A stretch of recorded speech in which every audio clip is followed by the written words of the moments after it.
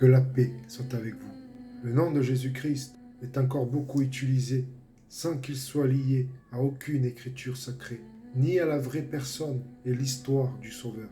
Il y a réellement un faux Sauveur qui a été monté de toutes pièces par l'Église romaine, ce qui a éloigné beaucoup d'humains à la vraie et pleine connaissance du vrai Sauveur.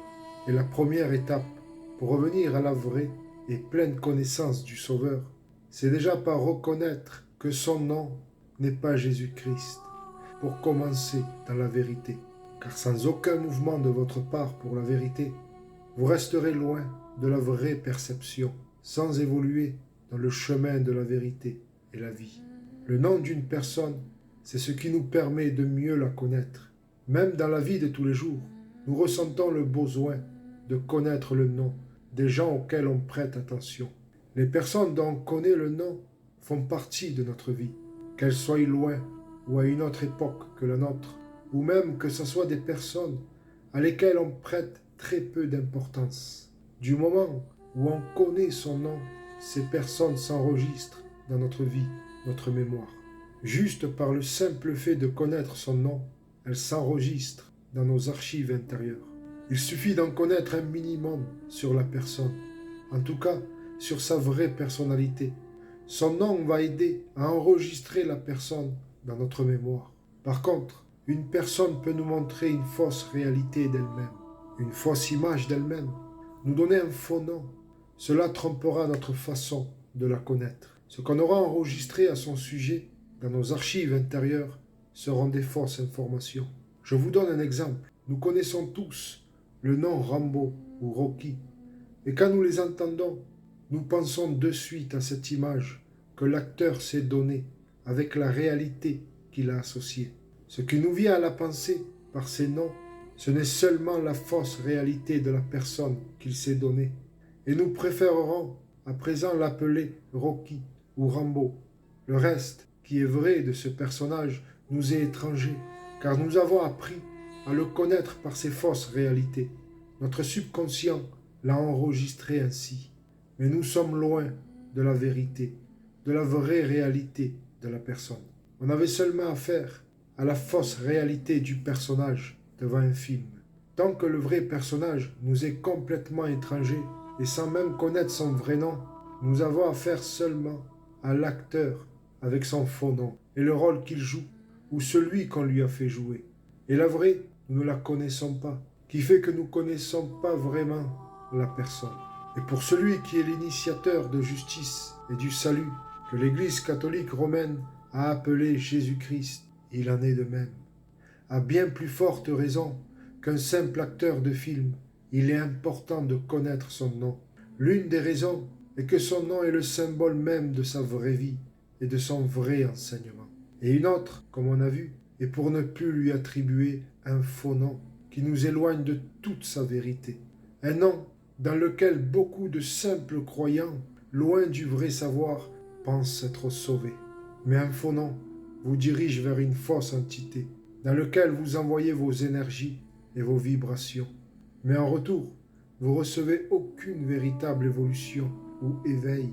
Et cela vous maintient dans les artifices de tous ces esprits mauvais qui sont derrière tout ça. Car logiquement, d'un faux nom, on s'éloigne de la vraie personne. Et nous conservons seulement ce qui a été construit autour de cette fausse personne, sans plus ne parvenir à l'enseignement véritable de l'initiateur du salut. Beaucoup de choses ont été dissimulées par des couches et des couches de mensonges, par le Dieu des ténèbres qui nous cache la lumière. C'est en vain que s'est mise à l'œuvre la plume mensongère des scribes. C'est en vain que nombreuses écritures sacrées ont été dissimulées. La nature et son grand livre nous enseignent, car c'est dans la vérité que se trouve le salut.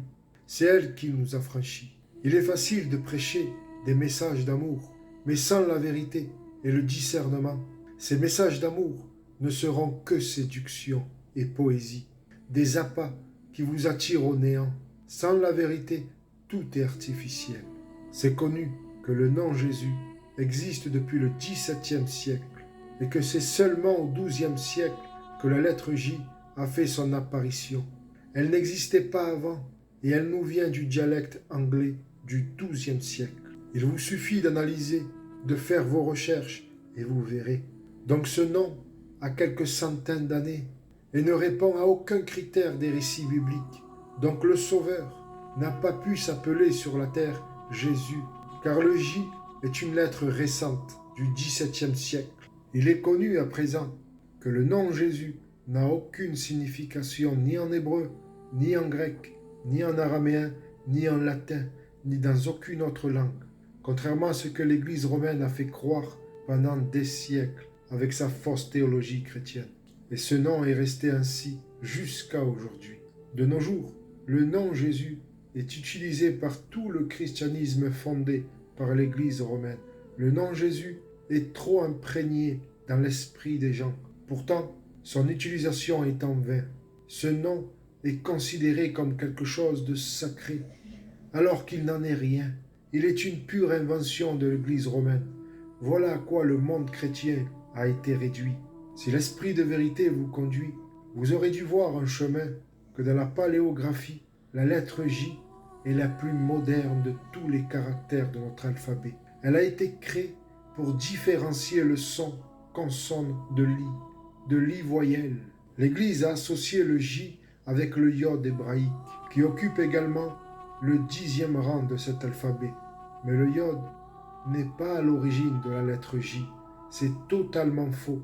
Le J, ayant le son je, se rapproche plus sous l'influence du guimel que du iode.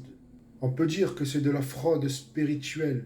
Ils ont même collé le mot Christ avec un tiret entre les deux, pour donner au nom Jésus quelque chose de sacré.